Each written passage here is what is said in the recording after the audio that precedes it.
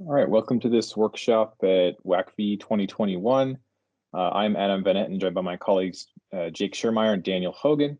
We'll be talking about SpaceNet today. This is a effort to build open source analytics ecosystem for geospatial applications. We're all part of EQTEL Cosmic Works, and we have another section later about how to deploy this on AWS. So first, let's give an introduction and kind of motivation for the effort. So what is SpaceNet? It's a nonprofit LLC managed by Cosmic Works, dedicated to accelerating open source artificial intelligence applied research for geospatial. And we focus specifically on foundational mapping. And this is a collaborative effort with a number of partners, Cosmic Works, Maxar, AWS, Capella Space, Topcoder, IEEE GRSS, the National Geospatial Intelligence Agency, and Planet. So why are we working on this, right? Well, remote sensing matters in a lot of ways, right? There's foundational mapping, which is what we focused on, but this really helps inform things like disaster response scenarios, and there's innumerable commercial applications. We don't have to go into depth here, but there are plenty. And so we need to accelerate remote mapping, right? This is something that we've accepted in the team, but here's an explanation why, which is for Puerto Rico, when Hurricane Maria hit, there was obviously a lot of devastation there. And to remap the island fully took thousands of volunteers, over 5,000, over 2 months to map the island, to update the approximately 1 million building labels and 30,000 kilometers of roads. And this was a Herculean, heroic effort, but something that obviously is not timely whatsoever. And if you can do this automatically, that would be huge benefits, a lot of scenarios. And probably the best way to do this, right, is with satellite imagery with a overpass shortly after a disaster hits. And so there's a number of ways you could tackle this, right? There's different levels of fidelity for machine learning labels. Object detection is one that people often look at, just a bounding box around an object. Instance segmentation, right? Well, what's the precise object, not just any object? What type of object is it, right? Is it a building? Maybe some sub-feature classification, is it damaged or not? And then there's also multiple objects and the specific label. So we've focused here mostly on item 2, right? Instance segmentation, so the precise footprints, which is very important if you're looking at something like a building, which is not a perfect square usually, not oriented north-south, and you want that really precise label. So there's kind of 4 pillars to the SpaceNet effort, right? One is the label data sets, right? That's really the foundation of why we decided we would start SpaceNet in the first place, was a lack of label data that was available to the community to really explore satellite imagery analytics. And so to this point, it's a pretty solid data set. We have 110 geographies, over 10 million building footprints. These are all hand labeled and very precise. 20,000 kilometers of roads and quite a bit of square kilometers of imagery. And to really drive interest in the SpaceNet data set, we've run a number of challenges. So there's actually 7 challenges. The 7th is finishing right as we are recording this talk. And these have really showcased what people in the open source can do with this data sets and really driven the state of the art for these type of problems that we'll get into more later. The algorithms that come out of these challenges, we've open sourced. And this is something that's been quite impactful to showcase different building detection and road detection algorithms and also baselines. And then also evaluation, right? What actually does all this mean? So you can take outputs of challenges and say, all right, we have the winners, we're walking away. But what we've done is really spent a lot of time in analyzing the results and trying to look at trends, what it really means for applying the lessons learned from SpaceNet. There's also a number of kind of key characteristics for open data sets, right? So this is, again, kind of the foundational pillar of SpaceNet. So let's make sure we get this right. And probably the first is quality, right? We want to make sure that we have really high quality data set where the labels are believable, they're precise, they've been vetted by people, and there's a structured label taxonomy to them. If we have high quality data though and it's not available, it's not very useful. So a lot of effort's gone into open licensing, that's just essential for broad market adoption, right? So it's something that both researchers and commercial entities can use, which is rare for satellite imagery, at least. Accessibility is another one, right? Let's make sure that it's available before, during, and after a challenge, and it's easy and free to download. And then interoperability in terms of, is this easy to use with existing and future analytic tools, such as like the cloud optimized GeoTIFF, the COG, the stat catalog, et cetera, making sure that this is easily used with other tools. So I'll turn this over to Jake to talk about the data set a little more. Great, thanks, Adam. So SpaceNet really started with a focus on really high resolution data. So for our first 6 challenges, we really operated in this high resolution domain where we had resolutions finer than half a meter.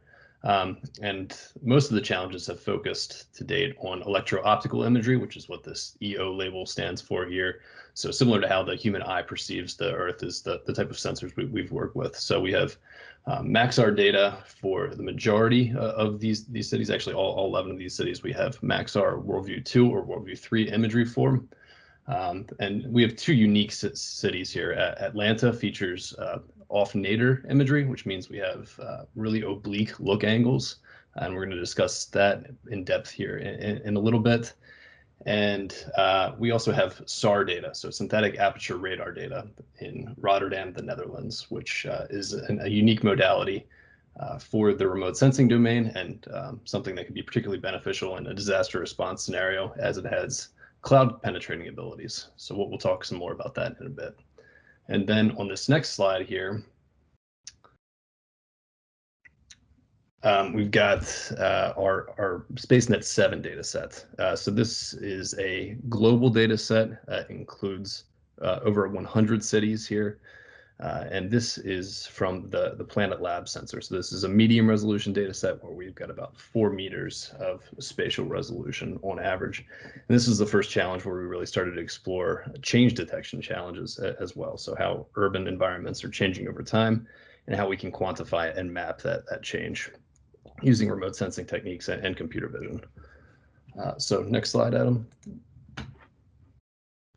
All right, so SpaceNet is really focused on foundational mapping. So that goes to really 2 different types of labels. The first of which is the building footprint labels. So in our high-res portion of the data set, so those first 11 cities I talked about, we have over 900,000 building footprint labels. And we've expanded that building footprint data set quite a bit with the SpaceNet 7, where we now have over 10 million labels across 100 plus geographic areas with that for SpaceNet 7. And these labels change over time. Again, when we think about using these for quantifying change detection, that's very important. We'll talk about that towards the end of this workshop. And then lastly, we have road network labels and features. So we have over 20,000 road labels for 9 different geographic areas. So these road labels are unique in the sense that you can build routable road networks using those. So we can actually use them to calculate how we can get from point A to point B. So this is very different than just a pixel mask. These are really high quality data sets that can be used for routing purposes. So on this next slide, we can see just this breakdown of our different types of data here. So these are all of our high-res cities again. So you can see we've got several thousand square kilometers of imagery, hundreds of thousands of building labels, and then tens of thousands of kilometers of road labels. Then I'll throw this back to Adam. Thanks, Jake. Right, so we've already done quite a bit. So a lot of labels that Jake went over. And here's just a breakdown of the challenges that have run for SpaceNet. And let's start on the left here. And so SpaceNet 1, the inaugural effort, was trying something that a lot of people actually we thought would be pretty easy. So this is a little anecdote, but bear with me, which is people we were working with to design the challenge said, well, you're doing building footprint extraction from overhead imagery, you'll need a tiebreaker because everyone's going to score approximately 100%. And so you'll have to have some way to figure out how to break that tie. Well, as it turns out, the winning score for SpaceNet 1 was a 0.25 out of 1. And so this is a far harder task than a lot of people, I think, still realize. And so that was pretty enlightening to have SpaceNet 1 in that single city in Rio de Janeiro. And then what we've done kind of historically for SpaceNets is kind of iteratively turn up the wick in terms of complexity. So instead of going for a moonshot right away, let's start with something simplish in our minds, at least one city, and then let's try and increase the complexity slowly so that as we do, we kind of know what's causing the change in performance instead of just trying 20 things at once that are all much more complex. So to that end, SpaceNet 2 was looking also at building footprints from overhead imagery, satellite imagery, but we'll go to 4 different cities. And so we learned a lot in that sense about performance across different cities, right? The different geographies. Las Vegas, for example, is much easier than Khartoum to find building footprints. There's a lot more insight there we can get into later, but that was one of them. So then SpaceNet 3, so what's kind of the next obvious thing for foundational mapping that you want to do beyond buildings? Well, it's roads. So let's look at roads for SpaceNet 3. But let's not just look at the standard approach of let's just find pixels for the roads, but let's look at actually the road network. And let's challenge people to pull out the road graph for these 4 cities: Las Vegas, Paris, Khartoum, and Shanghai. And then SpaceNet 4, again, let's find a different level of complexity. Well, let's go back to building footprints, but in this case, let's look at OffNet. So this is a very unique collect we'll talk about more later. That looks at the city of Atlanta from a whole bunch of different angles as the satellite passed overhead. A lot of really cool insight there. And then moving forward, we have the last 3, but let me just make a note that in the rest of the talk, we'll focus on SpaceNets 4, 5, 6, and 7 because we have a lot of content, but also SpaceNets 1, 2, and 3 kind of formed a foundation for the rest of them. And you can kind of see that there's been an improvement. So SpaceNet 5, we returned to roads again.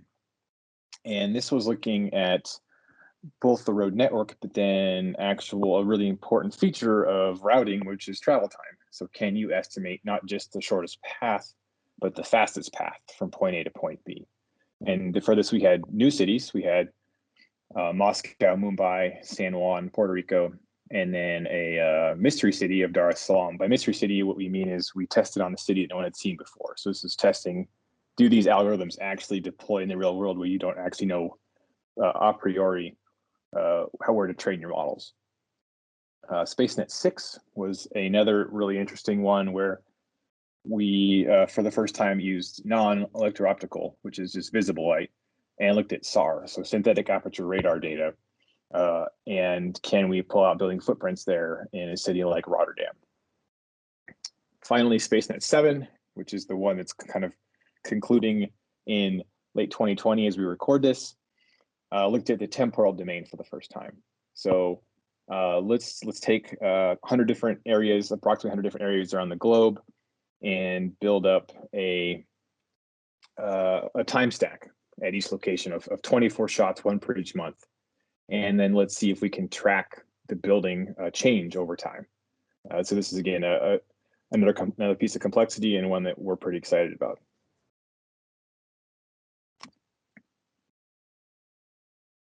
And you'll see here that there's some change in all these on the most recent 4 challenges with this imagery. So this is just a little graphic of what we've done over the years. So SpaceNet has gone through a lot of iterations, a lot of people joining, a lot of challenges, a lot of landmarks in terms of what's been accomplished. Obviously, still more has gone on since August of 2020, but still a lot to be proud of over the years for SpaceNet. So with this, I'll turn it over to Daniel, who's one of the principal architects of Solaris, which has been critical for the success of SpaceNet. So one of the software products that we've developed over the years is this Solaris, which is our open source Python library for geospatial deep learning. The idea is that you can start with imagery and labels and use this tool to get all the way to inferred polygons and even evaluation metrics about model performance.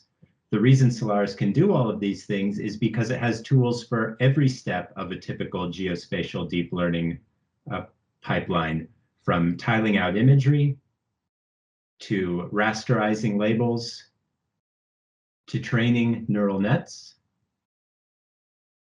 to getting output from those trained models to taking that pixel output and vectorizing it, all the way to stitching things together into a finished product for use or evaluation.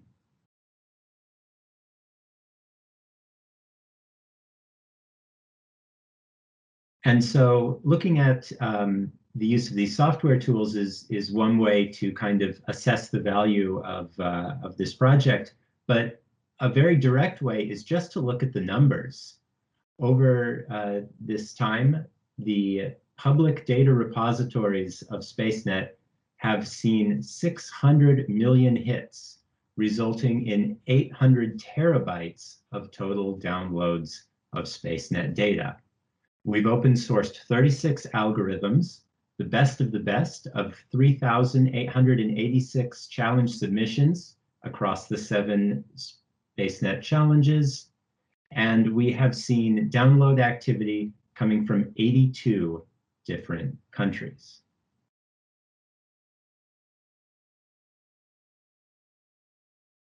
So walking through the different SpaceNet challenges from the beginning, we'll just speak very briefly about the first couple of them. As Adam mentioned, these were looking at building footprints. In SpaceNet 1, the winning submission actually did not use deep learning. It was a machine learning, simpler machine learning approach. Whereas by SpaceNet 2, the winning submission was in fact a deep learning approach, and really we haven't looked back. So you can see even in these first challenges, especially if you look on the image on the right with the inferred building footprints overlaid on the imagery, already it's doing pretty good, or pretty well. But if you look at the next slide, we can take a sort of comparison with SpaceNets 1, 2, and 4, because these were all building footprint challenges. In the case of SpaceNet 4, we're looking at the on-nadir imagery to make it as much an apples-to-apples comparison as possible. And what you can see is that from challenge to challenge, the winning score is getting better. The submissions are growing in quality. And this is part of the value of SpaceNet, that these challenges don't happen in isolation, but it is a continuous story. And you can see here in the data this narrative of continuous improvement as we and our participants and the community as a whole learn more and learn how to do things better. So for a little more detail on SpaceNet 4 now, to talk about that in much greater depth, actually, I'll turn it over to Jake. Great, thank you, Daniel. So yeah, SpaceNet 4 was a very interesting challenge in the sense that it was really our first look at off-nadir imagery. So when we're talking about off-nadir, this is an example of what we're talking about. We've got a sensor that's looking at a city from a very oblique look angle here, and you can see the sides of the buildings. That the city happens to be San Francisco. But this is a very different perspective than what you're typically used to seeing on, say, a Google Maps when you're looking at some satellite imagery from overhead. Typically, it's from a very on-nadir perspective. And this situation is important to understand because it has a lot of different implications, because many times satellite imagery is you're not able to actually collect it from that on-nadir perspective. And you have to be able to understand if you can actually analyze this using computer vision techniques and understand how well they would perform in this off-nadir setting. So if we move on to the next slide, we did this in a couple of different ways to really understand and isolate how off-nadir will affect your ability to detect building footprints in imagery. And although this is a case study in building footprints, it certainly could apply to many types of objects as the challenges become similar. So we did this with a unique data set collected via Maxar's Worldview 2 sensor, where we had 27 collects over Atlanta in just a few minutes span. So that means that there's very little things, very few objects moving around on the ground. There's minimal weather changes here, right? As we're collecting within a few minutes, the lighting is really consistent. That means we can really isolate the off-nadir look angle as something that as our independent variable, and really try to understand how the changes in that will ultimately affect model performance. So our collect ultimately spans from 7 degrees to 54 degrees off-nadir, over 600 square kilometers of imagery here included in this data set at 0.5 meter resolution. Our objects here, again, as we build on previous challenges from SpaceNet 1 and 2, we're looking at building footprint labels here. And these labels ultimately span from anywhere from 20 meters squared up to 2,000 meters squared. When we do this labeling here, we are labeling the ground, so the literal footprint of where these objects rest. We're not labeling the roofs, for example. And we label only on the most on-nadir imagery here. This is important because we're really trying to quantify exactly where a building footprint is, no matter what the look angle is. That means we're not shifting or moving these labels around for each unique image.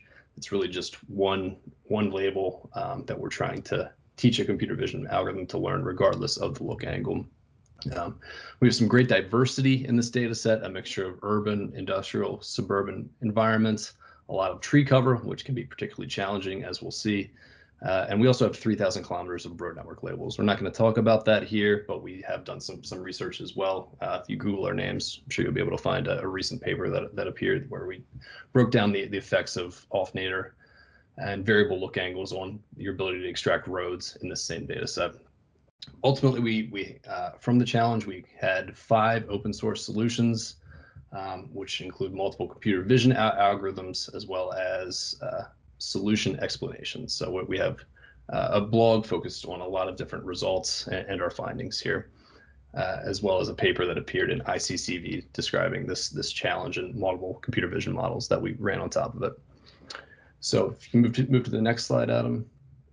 So why off-nadir? So I touched on this a little bit before, but it's particularly relevant in disaster response scenarios where you really need urgent collection. So if you're not familiar with how satellites operate, particularly the very high resolution sensors, these sensors need to be tasked, and oftentimes their orbits don't line up just perfectly for the location that you're interested in observing. So therefore, you have to point the sensor at a certain location. So in this case, we want to have an observation of the Daiichi power plant in Fukushima, which was obviously the site of a meltdown here many years ago. And the first observation we could really get from this to start to analyze what's happening here from space was at a look angle of about 45 degrees. So understanding the effects of that, and then how you would ultimately be able to run analytics on top of this imagery and extract features of interest is particularly relevant. Similar stories can be told about various hurricanes over the years. Typically, the first collects are often off-nadir, and being able to analyze and work with these types of data rapidly is important for accelerating disaster response and preparedness. So if we move to the next slide. So off-nadir presents many different challenges here.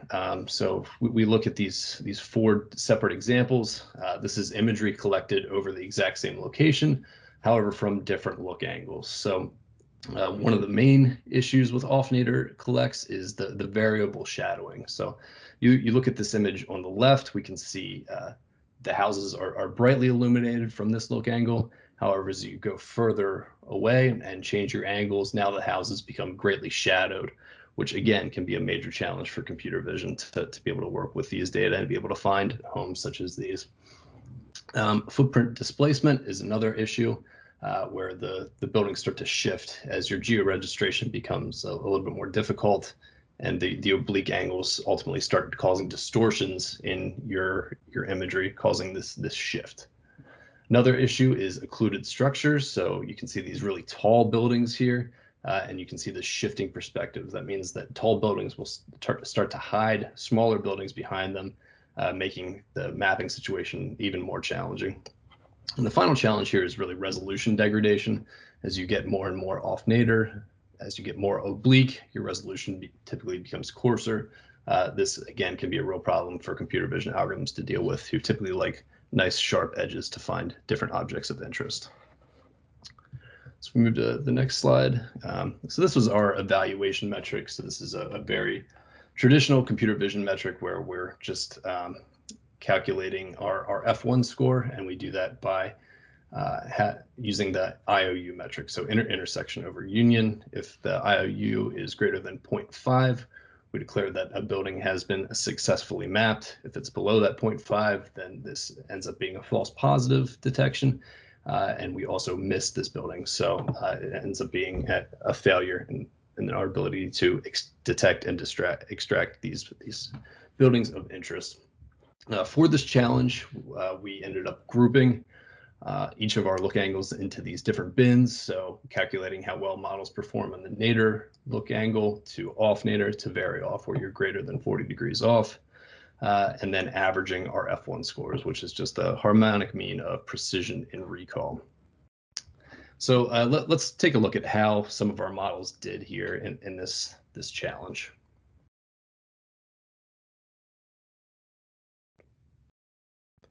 So when we're looking at the performance here, ultimately what we're seeing is that when you're looking at on nadir data, overall the models are performing very strongly.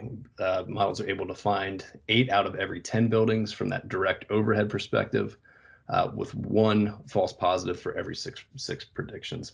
However, as we move to that very off nadir, so greater than 40 degrees off angle, then model performance begins to degrade rapidly. We're only able to find 6 out of every 10 buildings, and we typically have 2 false positives for every 6 predictions here. So overall, we can see that off-nadir imaging is still quite a challenge for computer vision, and it can be quite challenging for these algorithms to work in these different settings. So moving on to the next slide. Where do these algorithms struggle? And as our last slide showed, really, as you get more and more off nadir, your performance begins to drop significantly. So what we observe is this 40% drop in score when you shift from 7 degrees to 54 degrees. But interestingly enough, performance is really quite stable, really out until this roughly this 30 degrees range. And you can see that of our top 5 competitors here, that performance was actually fairly even for all of these algorithms, and that they tend to struggle and perform equivalently well in different situations. And one thing to note here is this sawtooth pattern. So if we look at the next slide in this deck, we can see this sawtooth pattern. And what we're seeing here is really the effects of your observation direction. So the red arrows here, the images are captured from south facing, so the images from the north, and then the black arrows we are imaging from the south. And what is nice about this when you look at this is that when we image from the south, the buildings are much more illuminated, and as a result, we can easily pick them out, and our instance segmentation works very well. However, when we do this same process looking north, we can see that shadowing plays a major role, thus causing this sawtooth pattern that you can observe here. So on our next slide, we're looking at the effects of occlusion here. So we had each of our buildings annotated with whether or not they were occluded. And ultimately, that plays a significant role in your ability to be able to pull out different buildings.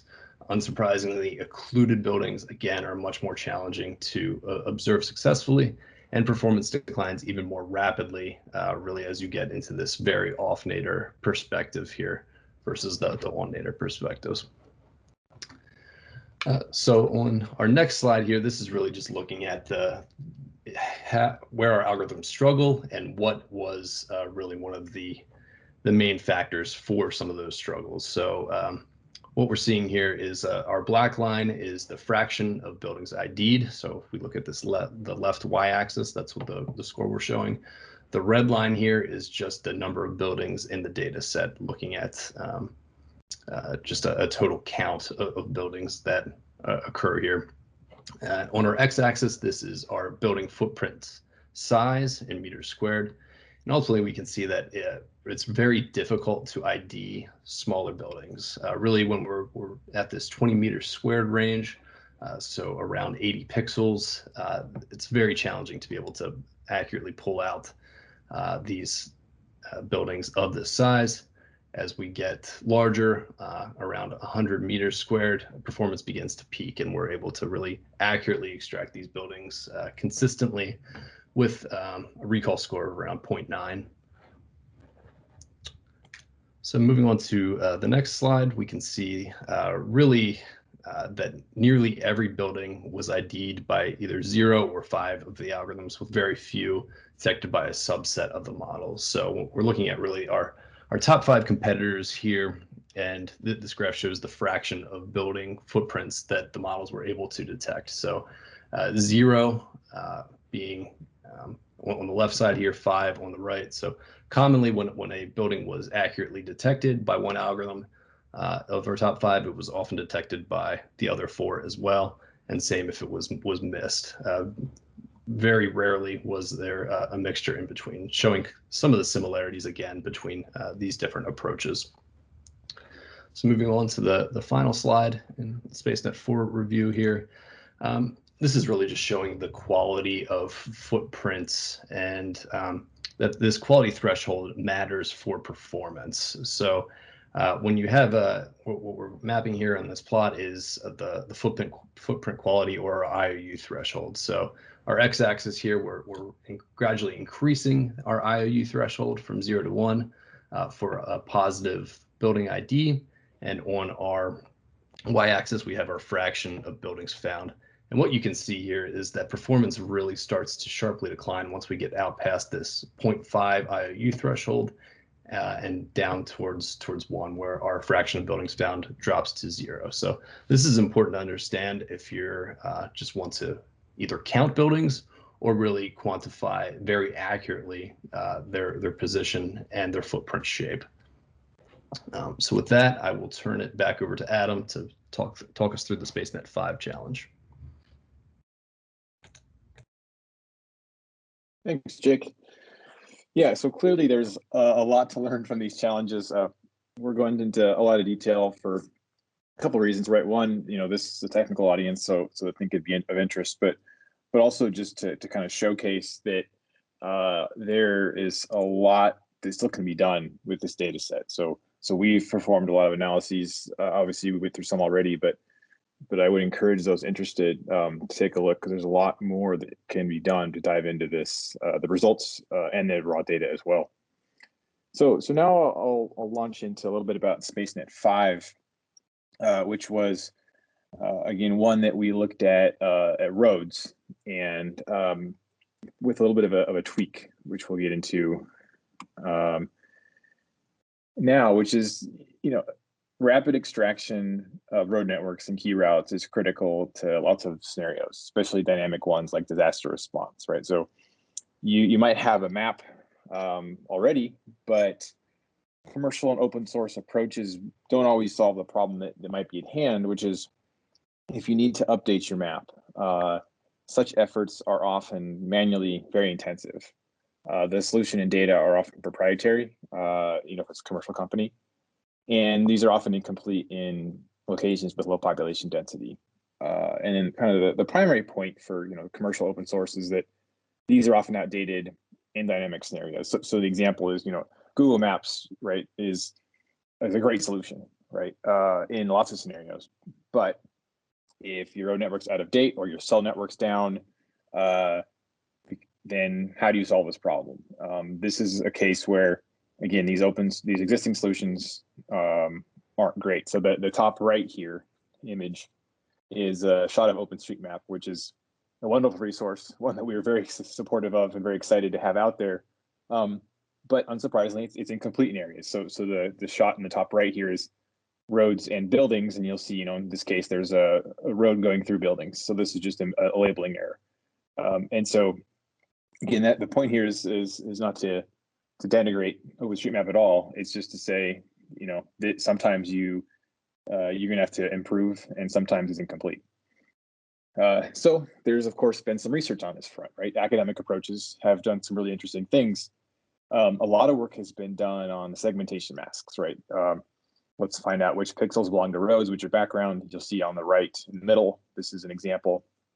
And we've seen some really good results there, right? You often have very high scores for your pixel level metrics. But that's not actually going to help you a whole lot in a lot of ways. We'll get into that more later. And even if you do get geometry, not just pixels, usually we don't get road properties. So on the right is an example of some road predictions that actually gives you geometry, but it's very incomplete and it doesn't give you any properties. And the properties of roads are actually crucial for true optimized routing, where you actually, in a disaster scenario or something like this, you actually need to figure out the best way to get from point A to point B. And here's an illustration of that, right? So here's a road network, and on the left is your standard, shortest path between point A and point B. But what you usually care about, right, is not the shortest geometric distance, but the shortest time. And that's the path on the right, going from the same point A to the same point B, but choosing the fastest roads, right? This is what we actually usually care about if we want to do some routing. And this is what you can do and frequently do, with the existing solutions that are available in the commercial realm, which again, don't always work in these kind of edge cases or dire scenarios. And so SpaceNet 5 was kind of conceived to try and address this problem, where we're going to start with just raw imagery from overhead, and we'll label some roads. And that's what this middle image here is, where we actually had human annotators label the roads and metadata for the roads, which allows you to get the speed of the road. So in this case, red is faster, yellow is slower in this middle image. And we'll take these images and the labels, and we'll try to run a challenge around extracting road networks with optimized routing. In this case, specifically travel time estimation for each network. So just a little bit more of a note on why we need to do this, right? So OpenStreetMap, again, it's a great resource, but here is just an example of Shanghai, which is one of the SpaceNet cities. Not exactly a backorder place, but here we've colored by the max speed tag. And as you'll see, the blue is there's no actual recorded speed. So the vast majority of the roads here have no speed attached. So this is, again, kind of reinforces the need to actually develop algorithms to pull out the speed, because the existing data sets don't really have these labels. And then, kind of pivoting to the academic realm, right? Again, lots of really, really great work that's foundational to a lot of stuff that we try to do with SpaceNet 5, where you're having segmentation masks with actually very high scores. So you'll see this middle image here of pulling out road pixels. It has a relaxed F1 of 0.92. Relaxed meaning you just kind of have to be close to the actual correct pixel. And so you might conclude that, like, hey, look, if we're getting scores this high, it's more or less a solved problem. The problem is, you'll see in the bottom right that things like shadows from buildings often create a cut in your road. And this is a real problem. And what it can lead to is, if you have small cuts, you're not penalized. So here's an example of how that happens. Is on the left is just, say, a really simple ground truth road network. And on the middle and the right are two proposals. So the middle proposal has an F1 score of 0.82 for this prediction, because some of the widths are incorrect here of your pixel mass that's been predicted. On the right, you'll see actually a higher score for all these different metrics. The problem is, because all the widths are correct, the problem is that you have this cut in the road caused by maybe a tree or a shadow or a sidewalk. But the way that current roads are usually measured is this proposal on the right would be preferred. And this is a huge problem. So if you're incentivizing this right network versus the middle one, you're going to have very poor predictions if you want to actually do something like routing. And so the solution here, turns out, was to design our own metric. So this is something that we had the SpaceNet metric we talked about earlier for as well as 1 and 2.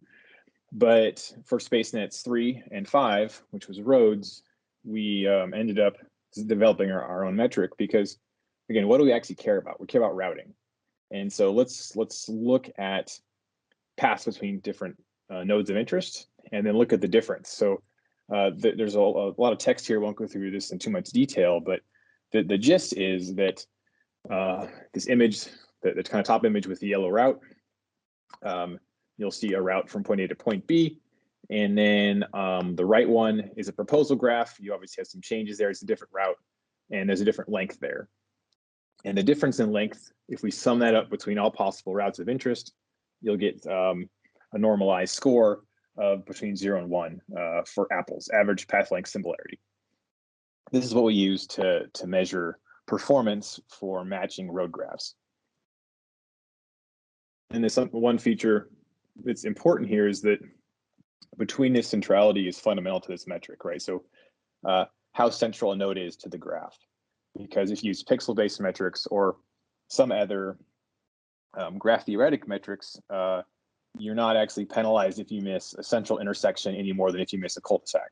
And we feel like you should be penalized more if you miss an intersection versus a cul-de-sac than you are with this apples metric. All right, so let's go a little bit into SpaceNet 5 now that we've tried to set up the problem a little bit. So as usual, right, we have a baseline algorithm for SpaceNet challenges, and then 5 winning algorithms that are open sourced. In this case, the baseline algorithm was fairly performant, also far faster than some other algorithms. So we will focus on this baseline algorithm for this analysis, albeit with the acknowledgement that if you really want the highest performance, don't care about speed, then there are XDXT's algorithm in this case would be the one to pick. But let's look at, before we go into the full results, just one note on OpenStreetMap versus SpaceNet. So we did a kind of a comparison. We had the exact same models trained on SpaceNet versus OpenStreetMap. And you'll see that from this table here, a significant boost when using SpaceNet labels versus OpenStreetMap, which is important to note because, again, OpenStreetMap is great, but it might not be quite as performant as you'd like if you want to train a model. So something like a hand-labeled training data set could still be of value if you're trying to develop an algorithm to automatically pull out buildings from a new area. So the baseline model, we call it city scale road extraction from satellite imagery, CRESI. And so this is the method that we use. This is the same, fundamentally, the same approach that all the winning algorithms took for SpaceNet 5, just with different segmentation models. So what we're doing here is we're feeding in an input tile into a multi-class segmentation mask. And then this mask gets refined into a road graph. But then the multi-class aspect of it encodes the speed. And then you can use the speed aspect, of course, to pull out travel time. So then, from our imagery, we get this road speed / travel time for each graph edge with this methodology. And then we can scale to large area with a fairly simple approach of building up a stitch map and then dividing by a coverage map to get a normalized map, and then running this to get the city scale aspect for the road network. Because if you only get a road network that's a couple hundred meters by the side, it's not very interesting. You want something that's much larger scale, obviously, if you want to deploy it. So here's an example of deploying this model. So remember, we withheld some of the data this is a snapshot of Dar es Salaam where there's been no training done on the city whatsoever. So we trained on 6 different SpaceNet cities, and the question is, does the output of these challenges, right, do they actually apply in the real world? So in this case, can we train a model and then apply it to a different city, and will it actually give you good predictions that you could actually use for something? And so here's the input image. Let's run it through the first step, segmentation model. Here's the segmentation mask for that shot. Okay, we'll pull out the road graph, and then we'll use this multi-channel nature to pull out the speeds. So in this case, yellow is slow, red is faster, and then we can overlay these roads on the actual imagery. So as you see here, right, we're doing actually a pretty good job of pulling out the roads in this totally unseen city that we had trained on, just putting in the model trained elsewhere. So this is encouraging, right? But then ultimately, what do you want to do? Well, you want to actually do something else.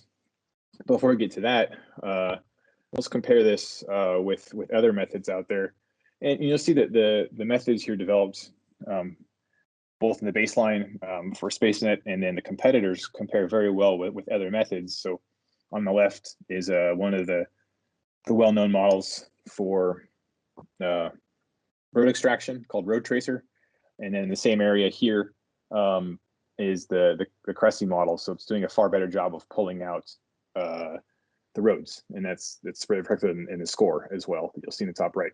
So it's a significant improvement. We're also doing a very good job of pulling out road speeds. So in this case, again, yellow is slow, red is fast, doing a very good job identifying how to get quickly from point A to point B. We see basically the same score if we look at speed versus time. Speed versus just geography. Here is a shot of Las Vegas, and you'll see we're building up the road graph over time, and red is faster, yellow is slower.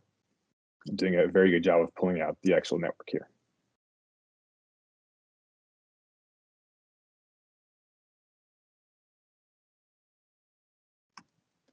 So the final thing, right, is let's go back to routing. So we have this road graph. We actually want to use it for routing. So how do we get from point A to point B? So here's an example. On the left, we just kind of picked 2 random nodes in this graph that we pulled out from Dar es Salaam. And here we're going from kind of the central middle to top right. And this is going by shortest distance, as you typically would with what you get from current solutions. Whereas on the right, same exact start and end nodes, but we're routing based on the travel time that we've pulled out with this algorithm. And you'll see it's a very, very different route, and it's quite a bit faster. So again, this kind of underscores it's important to actually pull out speeds and other facets of the roads rather than just the raw geography. There's a few more aspects of SpaceNet 5 that I'll highlight before we move on to kind of the next piece. And one that we talked about a little bit before, which is that these models do apply quite well to a new city. So here's just a bar graph of all the scores of the top competitors. You'll see they're quite close in aggregate. But red here is Dar es Salaam, right? That's the unseen city. And you'll see it's not significantly lower statistically from the other cities. So what this shows is that these models do actually deploy to new geographies. That's pretty important to make sure that what we're doing is actually useful in the long term with these efforts. And then there's a few interesting things, which is even though in the aggregate, as we saw in this previous slide, the competitors are very similar with score, there's a huge variation scene to scene in scores. And so what this kind of implies is that neighborhood level details are far more important for network extraction than, say, broader city scale specifics like road widths, background color, lighting conditions, etc. This is an interesting finding. And then there's like a lot of different features and correlations for what's important to pull out a road. I won't spend too much time here, but we can point out that, interestingly, just a few features, a half dozen or so features of these road networks that are easy to calculate, total meters of the road, the maximum speed, minimum speed, number of endpoints, et cetera, you can do a very good job of predicting how well your model will do for a given region. And what we find is that the total number of meters of the road is highly predictive of your score. And this is, again, it's important to know if you're going in to deploy this model, how well you might expect to do if you're trying to develop this this new network. Kind of the final piece here is deploying this really at scale, right? So here we're just deploying this model across the entirety of Khartoum. On the left, you'll see that the blue is actually the predictions, right? These are actually road networks, not just pixels, but the actual segments of the roads. And you can do this very quickly. So this is, again, something that's pretty interesting, that you could do this easily at scale with nothing but an image to start with. I've already kind of gone over some of the highlights of SpaceNet 5. But again, pretty performant, and it's interesting to see that road speeds can be identified with pretty high fidelity. So there's a breakdown of SpaceNet 5. So with that, I will turn it back over to Jake and Daniel and talk about SpaceNet 6, which was, again, a very unique one where we kind of branched out beyond the typical foundational mapping we had been doing from Spaces 1 through 5, but then to also look at new data types. And that was something that was very, very successful. So over to you, Jake and Daniel. That's right, Adam. So with SpaceNet 6, we had our first truly multimodal data set incorporating synthetic aperture radar alongside the optical. And if you'll look at the next slide, our data set included SAR from Capella Space, optical data from Maxar, and also building footprint labels. The area of interest here was Rotterdam, the Netherlands, which is a great place to study for all sorts of reasons, because it's the largest port in Europe, so there's a lot of activity going on there. And we had two real goals in this challenge. The first is to evaluate model performance for AI algorithms looking specifically at synthetic aperture radar. And then the second goal was to see how data augmentation could be used, how that performance could be improved by combining the SAR with optical data. And on to the next slide, please. For the optical imagery, it was collected by the WorldView 2 satellite. It's almost on nadir, just 17 degrees off. And the SAR data is 35 degrees off nadir. Of course, SAR data is always off nadir because that's part of the trick of how it works, by using the echo time for the radar pulses to figure out where things are. If you look at the image on the right, you can see the strips in which the SAR was collected. This was a test with an airplane-mounted SAR unit, testing the hardware that in the future will be deployed on a constellation of satellites by Capella. But for now, this was an aerial test there in Rotterdam. Next slide, please. So looking a little more closely at what's in this data set, for the SAR part of it, the data was collected on 3 days in August in 2019, and there were a total of 204 of those image strips. What that means is that each place on the ground was revisited a number of times, a fact which opens up even further opportunities for this data set in terms of change detection and things, even beyond the building footprint task that was really our focus here in SpaceNet. As for the SAR data, it's in the X band. It's fully quad pole, all 4 polarizations, which is pretty exciting. And it's a very high resolution of 0.5 meters, which is really just excellent for open source SAR data. And if you'll go to the next slide, you can see the other source of our imagery, which was the optical data from Maxar. This was collected that very same month that the SAR data was. And the images on the right show the different kinds of data that we have available. So for the SAR data, the reason those images are in color is just by mapping a different polarization to each of the different color channels. And then in the middle column, you can see the RGB optical data. The data from WorldView also included a near infrared band, which is shown along the right-hand side column. You can see that it really lights up in vegetation. So going on to the next slide, the way that we structured this challenge was that in the training data, challenge participants were given access to SAR and optical data. But when it came time for inference, when it came time to put the models to the test, they were only given the SAR data. And the reason for doing it that way was to simulate a real-world scenario where you might have historical data that you can train on in SAR and optical and every multimodal combination you could want. But then a natural disaster happens or some time-sensitive thing happens, and it just so happens to be cloudy that day, and SAR is all you can get. So to recreate that, we structured the data this way. Of course, one of the benefits of SAR is that it works at night because it's an active sensor. You're not relying on sunlight. And for X-band SAR, you can see right through clouds. So it really is an all-day, all-weather imaging solution. And we wanted our challenge to reflect the kind of circumstance under which that might become a really important quality. Going on to the next slide. Of course, the imagery is only ever half of the story with geospatial deep learning data, the labels. And in this case, we kind of got a lucky break in that the government of the Netherlands maintains a very high quality set of building footprint labels that we were able to use as our source of labels for this challenge. Now, even this data set wasn't perfect, so there was a certain amount of quality control that had to be done by hand, identifying some issues, for example, identifying some areas with missing labels to just make sure to exclude from the training and testing data.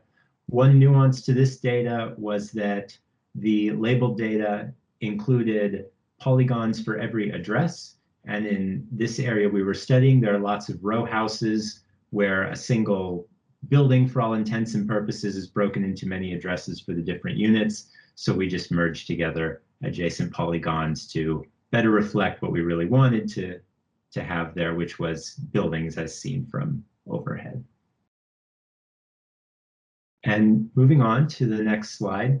So one of the things that we always do for these SpaceNet challenges is release a baseline algorithm, which is a complete sample solution to the challenge, which participants may ignore entirely or have the option to use as a starting point as they go off and develop their own code and their own ideas for their specific new solutions to the problem. So for SpaceNet 6, it was no exception. And this slide shows an example of our SpaceNet 6 baseline at work. So the left two images are optical and SAR images of one area, both of which would be available if this were a training tile, and only the SAR available if it was a testing tile. So the third image there shows the building footprints as inferred by our baseline from just the SAR imagery. If you compare that to the ground truth in the fourth image, you can see there's a general correspondence, but also definite room for improvement. And improving on this is exactly what the challenge participants did, as we will see momentarily. But moving for now to the next slide, a little bit more about this baseline. It had at its heart a neural net that was a UNet architecture with a VGG11 encoder. One nuance to working with SAR is that there are some interesting geometric effects. For example, if you look at that image in the middle, there's water in the bottom part of the image, land in the top half of the image, and there are three skyscrapers right along the coast, which in the SAR appear to jut into the water. That's because the radar echo from the top of the building returns faster than the radar echo from its base, leading to this distortion. So in the baseline, it was just important to rotate images as necessary so that would at least be consistent from image to image. And finally, we wanted to use the optical imagery to take advantage of the information there. So in the baseline, we used a transfer learning approach, first training the model on the optical and then on the SAR. If you'll go to the next slide, part of the challenge, part of every challenge is having an appropriate evaluation metric. Adam spoke about this in the context of SpaceNet 5 earlier. For SpaceNet 6, we used what we call the SpaceNet metric, which is a very elegant solution to building footprint problems for each pair of prediction and ground truth polygon. If their intersection over union is greater than 0.5, you call it a match, and then you compute the F1 score for these matches. By that metric, the baseline algorithm got a score which is higher than what one would get by ignoring the directionality or by not taking advantage of that optical data. And nevertheless, the participants were able to improve on this. So going to the next slide, we see the final results from the top 5 challenge participants. So these were the 5 prize winners. Now, the second numeric column there is overall score on our held back testing data, multiplied by 100 to go from F1 score to some nicer numbers. So by this, our baseline got a score of 24. But as you can see, the winning participant got a score that was 74% higher than that. So that's a real improvement. How did they do it? Let's go to the next slide.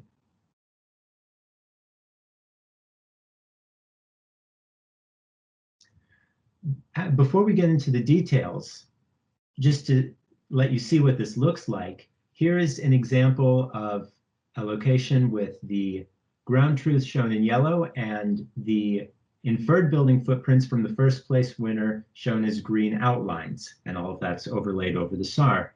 You can see there's a small offset, which is pretty common in these off-nadir scenarios, but overall, this is a really excellent correspondence. So you can just see visually the quality here, but now to look behind the scenes in the next slide of how this was really done. Part of every SpaceNet challenge is a careful breakdown of not just who won, but why did they win. This work here was done by Jake, looking at all of this and figuring out what are some of the key takeaways. And what you can see here is a couple of things proved to be very helpful for many of the challenge participants. One thing that many took advantage of was an efficient net architecture, a new deep learning architecture, which can often get performance commensurate with models that are much larger than itself, hence the name. And another strategy that many challenge participants used was taking pre-trained sets of model weights to use as a starting point, including often model weights that were pre-trained on ImageNet. Now, the images in ImageNet are very different from overhead imagery. They're certainly much more different from the SAR than, say, the overhead optical, but it's just a huge data set. And so as a result, this strategy ended up being very effective as well. And what I'd like to do now is turn it back over to Jake, who is going to go further into the details of analyzing these results. Great, thanks, Daniel. So yeah, as Daniel said, we like to do really a deep dive on a lot of these analytics and really try to unpack them and understand what is actually happening and what is actually influencing our computer vision algorithms, and really adding some explainability here to show what different components of our data really start to influence our performances. So this graph is very similar to one we've seen before for SpaceNet 4. Here we're looking at our y-axis. On the left y-axis, we have our recall metric here, so simply the number of buildings we're able to successfully identify. On our right y-axis, we have our number of ground truth buildings, and that corresponds to this red line here. The blue, orange, and green lines are our top 3 winners from SpaceNet 6. And on our axis, our x-axis here, we have our building footprint size in meters squared. And really what you can see here is that it's basically impossible to detect any buildings, again, smaller than, say, about 50 meters squared in SAR data. So that means this modality is a little bit more challenging versus our optical data. And if you remember from SpaceNet 4, our optical data performance really peaks at about 100 meters squared and then remains flat. Here, that peak doesn't really happen until about 600 meters squared. So larger buildings are easier to detect here, whereas smaller buildings are much more challenging to detect. And of note also is that the first place algorithm really outperforms the second and third and all the other algorithms that were submitted in this range between 100 and 700 meters. So really doing better with smaller structures. So moving to the next slide. So why is it? Why is that really a struggle in SAR data? And part of that is certainly just how the image is formed in SAR data. Since SAR is an active sensor, the beam is hitting the ground and bouncing back to your sensor. It's not actually capturing any color. It's just really capturing a texture and how a signal is bouncing off of. So that means in a scene like this, where we have the orange buildings here, which are ground truth, and this green dot here in the lower left is actually the only prediction that our model makes in this scene. It's very challenging. In the optical data, you can imagine you might be successful at pulling out these tiny structures with computer vision, although it would still be challenging. The color certainly could be helpful here. However, with the SAR data, really, it's very difficult to be able to coherently pull out buildings when you have this textured environment, especially when you have the tree cover next to all of these images, making it a very challenging task. So I think that's really one of the reasons why this happens. So another phenomenon we'd like to check out here is the influence of building height. And building height ultimately is something that we had a building height and an estimate derived from a LiDAR collect. So we're again using an aerial sensor here to estimate the height of each of our buildings. And here we can see, again, a very similar graph on the right-hand side here. And again, our number of buildings is going to be the red line here. So our secondary y-axis on the right-hand side. Recall is, again, on our y-axis on the left-hand side here. And we have our models. And ultimately, what we're seeing here is that the shortest structures are very difficult to detect. And we have a number of very short structures, the average structure height being around 10 meters. Interestingly enough, a phenomenon that we observe here is that after about 12 meters, performance gradually starts to decline as we get out towards this 80 meters in height range, with this one peak here out near 70 meters for a few of the models. So we wanted to examine why that happens. So if we move to this next slide, we're really starting to see the effects of layover here. So when we look at this image on the right in our SAR data, we can see the effects of layover. Whereas Daniel described earlier, basically what happens is the SAR sensor sends out a signal. It bounces off of the top of the building first, and then gradually travels down your building and then hits the bottom of it. And then that response goes back to your sensor. And that means that the top of the building returns faster than what you see at the bottom. And that ultimately causes this distortion, and the building's actually towards your sensors. So here again, the orange is the ground truth, with the green being our model predictions in this case. And you can see that although these buildings are quite large, this layover effect and these distortions are causing real challenges for our computer vision algorithms to be able to understand this scene and comprehend what's happening here. So if we move to the next slide. So another thing we wanted to examine with some of our research after the challenge was, what is the value of multiple SAR revisits? So this was a unique data set in the sense that we had a lot of overlaps over our 3-day collect. And at the densest point in the middle of Rotterdam here, we have up to 30 collects over this same area. On average, I believe we have about 14 for every spot in Rotterdam. And this really allows us to examine what is the value of that collect. Is there a point where a number of revisits no longer becomes valuable? Do additional revisits actually help you in your ability to detect buildings, or is it really just that one is good enough and that's that? So we wanted to study this. So we built a little experiment to do so. So as we move to this next slide here, what we're seeing here is basically we want to test how performance changes as we add more images over the same location. So as you look at this GIF on the left here, where we're gradually adding in our SAR image strips as they're collected from the plane. So this is in chronological order. So we add about 12 image strips here, and these are the first 12, and then the same area will be collected over and over again, about 14 times. And what we're seeing here on the right is this is the number of revisits and how performance changes over time. So on our y-axis, we have our F1 or SpaceNet metric. On our x-axis, this is our average number of revisits per location. So unsurprisingly, when we have less than 0 or less than 1 for the entire area, our performance is very low, but then it quickly rises, and then the performance accelerates up to about a 0.459 here when we have just one pass of the location.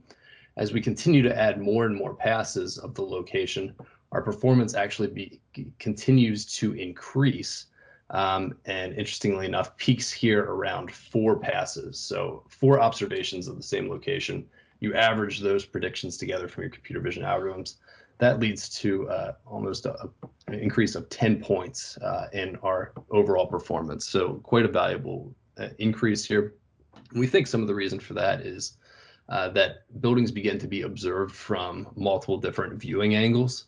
And those multiple viewing angles allow us to average the predictions together and then also kind of balance one another out, so that, you know, we've seen some distortions where some buildings the predictions are slightly shifted relative to the building. When you have predictions from multiple viewing angles, that actually starts to combat some of that phenomenon. So moving on to the next slide. This is some aggregated together predictions stitched together for an entire city. So this is all derived from SAR data. We're just overlaying it over the optical data. And the performance here ends up being quite strong, particularly when we use multiple overpasses to create really strong outputs. And the performance is really quite excellent here. We can see that we're really able to accurately capture building footprints in SAR data across Rotterdam. So one final experiment that I want to talk about here is some data fusion techniques. So if we move to the next slide, we can see really what we're trying to do here is add some color to our SAR data, and we're hoping that that color could ultimately increase our ability to detect buildings in the SAR data. So what we do here is we have our SAR imagery on the left, and then we have our RGB image on the right. We do a hue, saturation, and value transform on the RGB image, and then we just take the hue and saturation, swap in the SAR for the value, and now we have this fused product, which maintains that interesting structural complexity that is quite valuable for SAR data, but it also adds some interesting color. And can we teach a model to recreate this same process? Can that be valuable for extracting building footprints? So if we move to the next slide here, you know, our thesis here was that really color could be helpful for computer vision algorithms, really to be able to pull out where some of these buildings are. And can we teach a deep learning algorithm to do this process automatically when we don't have that optical SAR pair?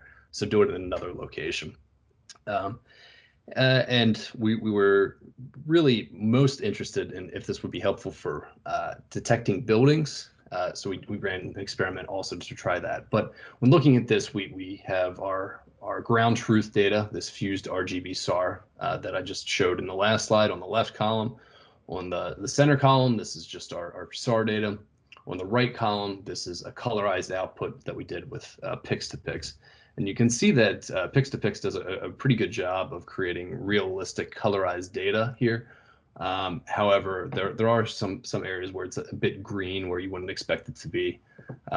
It's not totally accurate ground truth, but it does look fairly realistic. But does this actually help you map buildings, which is our real thesis of our study? So moving to this next slide here, can we actually colorize SAR? Well, this technique unfortunately didn't work very well. Ultimately, the fused RGB SAR, or ground truth, so the leftmost columns on that last slide, performed very well, 61. Our SAR alone performed with a value around 39. The Pix2Pix colorized SAR ultimately performed with a 38.4. I would say these results are very preliminary. It really requires some more research to understand why this is happening. I also think a different network would probably be optimal. We chose a network that was really geared towards more just colorizing data so that it would be appealing to the human eye. Some more techniques like in the domain adaptation or image translation domain would probably be more appropriate to try to boost these scores and fuse these data. So lastly, last thing I want to talk about for SpaceNet 6 is our expanded data set release, which is a re-release of Rotterdam.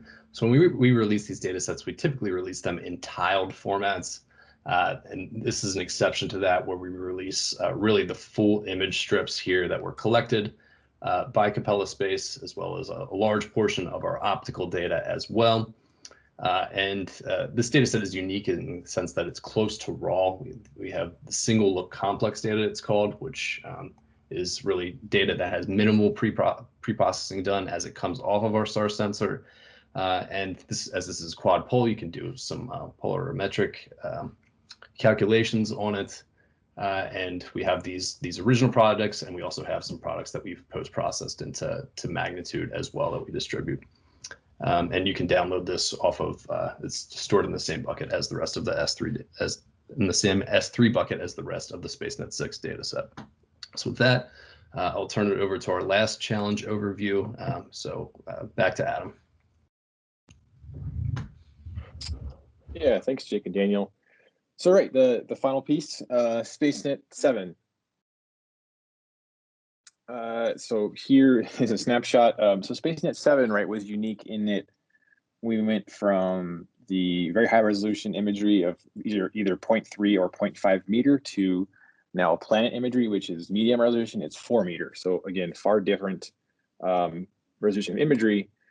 There's lots of reasons to do this. Again, the primary thing here is that with pivoting to low resolution, we also get the temporal aspect, right? We get the time dimension.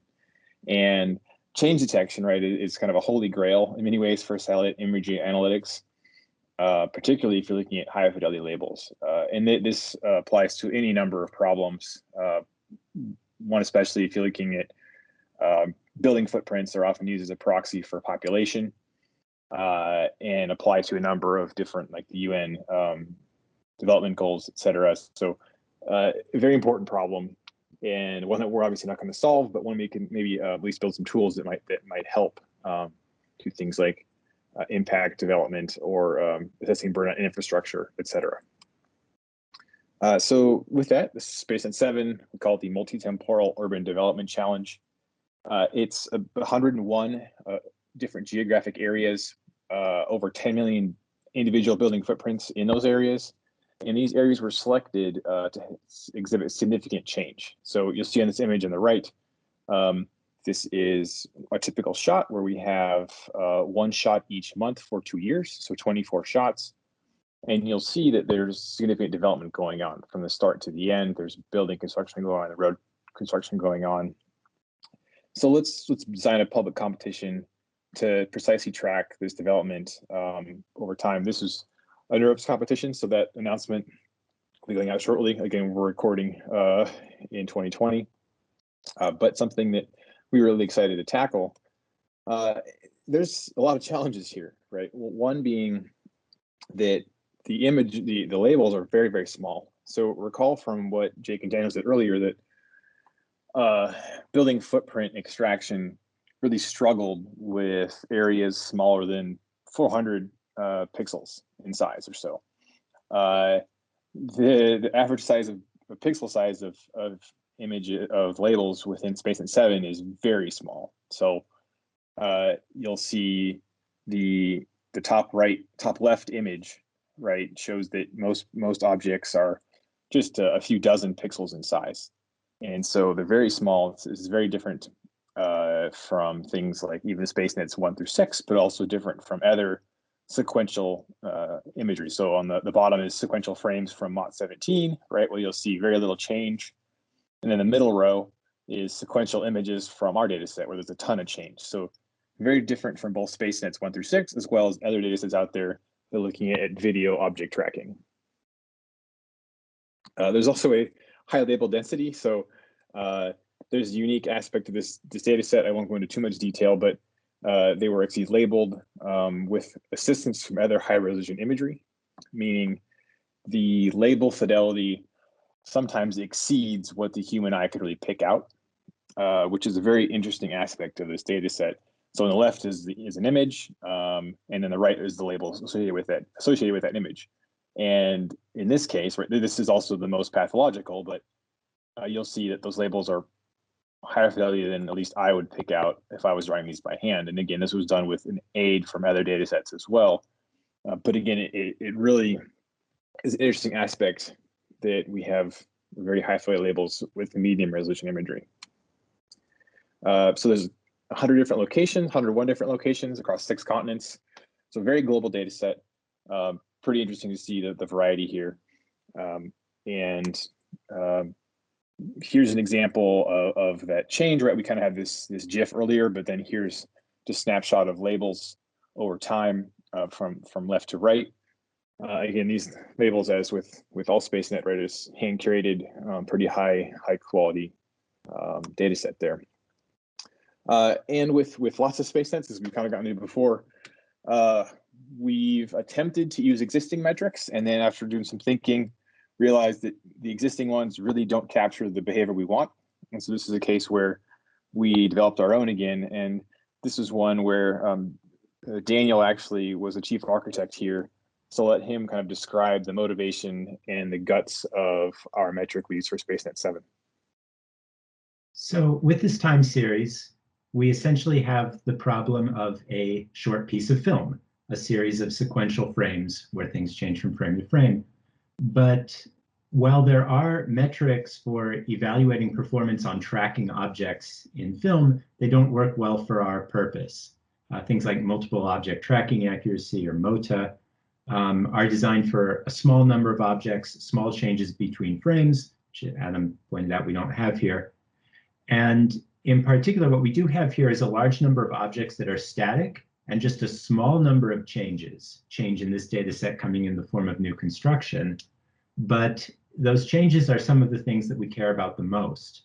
So to create a metric that would correspond to that better than the existing tracking metrics, which, as I said, were really designed for other problems, we developed the SpaceNet change in object tracking metric. The metric has 2 terms, a tracking term and a change detection term. And the tracking term measures how well the set of proposed footprints successfully track each building from one frame to the next with consistent proposal ID numbers. In other words, it measures how well the set of proposals does at measuring what stays the same from frame to frame. The change detection term, on the other hand, looks specifically at new construction, which is the change in our problem, and measures performance just on that new construction. And so using these 2 terms together, the former looking at what stays the same and the latter looking at what changes as you go from frame to frame, gives a better result than existing metrics at really evaluating performance on the things we care about for this specific problem.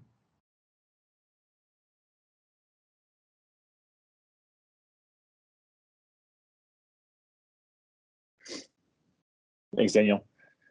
So with that in mind, we'll just go through the baseline model as we usually do for SpaceNet.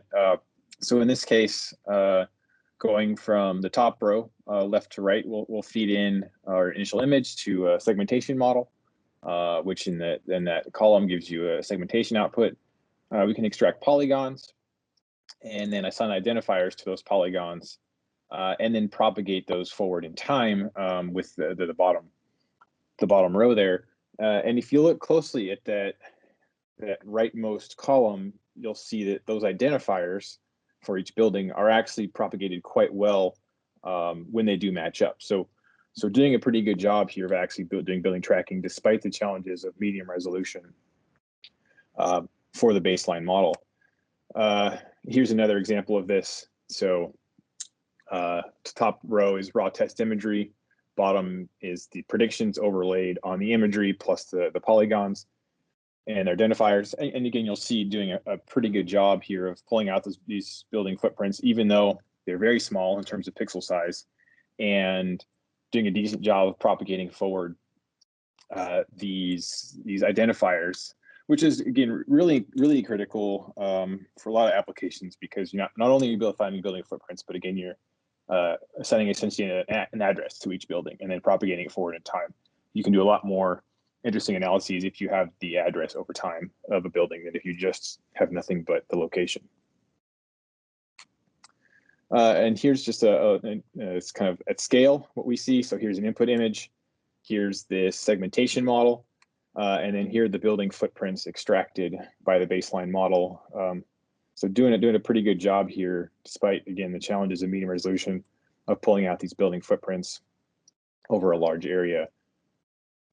And so, one note, we don't have the full analyses that we have for other SpaceNets because that's ongoing right now. But it is interesting to note that despite the successes in our lines for the baseline model, the winning algorithms scores are over double this baseline model. So even better improvement than we had for SpaceNet 6. So that's really exciting. So that's something that we are very excited to have the caliber of challenge participants for all the SpaceNets. So in conclusion, kind of set out for making SpaceNet, building SpaceNet kind of on the shoulders of ImageNet, right? Obviously, ImageNet did a ton for the computer vision community. And a few years ago when we started this, we thought maybe we could do something similar for geospatial data because there wasn't something similar. That's nice to have kind of the validation from Fei-Fei Li. This is from a presentation she gave a few years ago at CVPR, acknowledging that SpaceNet, kind of is, I think, succeeding in that vein. And so we've gone to quite a lot of detail in this talk about what we've done with SpaceNet, some of the analyses. Believe it or not, there's a lot more analyses that we've done. We had to cut a lot of those from here. And we went into that because we're trying to show that, look, there's a lot of hard problems with geospatial. We've tackled some of the ones that specifically in the foundational mapping, and then doing these really detailed analyses kind of demonstrate where these might apply, where they break down, what is still an unsolved problem, what is something that actually is in good shape. And that's something that I certainly would encourage anyone listening to keep poking around. There's a lot more richness to these data sets that have not been explored. And if you do want to find out more, here's some resources. So there's SpaceNet.ai. All the code that we've used for all this is up on the repos, SpaceNet or Cosmics. A lot of these analyses were done on our blog, the downlink. And then, probably most importantly, right, this data set is hosted, it's part of AWS's Open Data program. So it's freely available to download and explore with AWS. And, so we've gone into this a lot of detail about analyses of results and trying to show that these actually algorithms do succeed in the real world, right? They will deploy, they will transfer. And then kind of a second step to that, right, is actually let's actually deploy these algorithms at scale. And that's what actually the second portion of this workshop will cover, right, is actually taking the outputs of SpaceNet and then deploying these at scale to solve various problems. And so we'll hand it over to our partners in this workshop from AWS to do that. but certainly appreciate everyone who tuned in. Adam, Jake, and Daniel, appreciate it, and take care, everyone.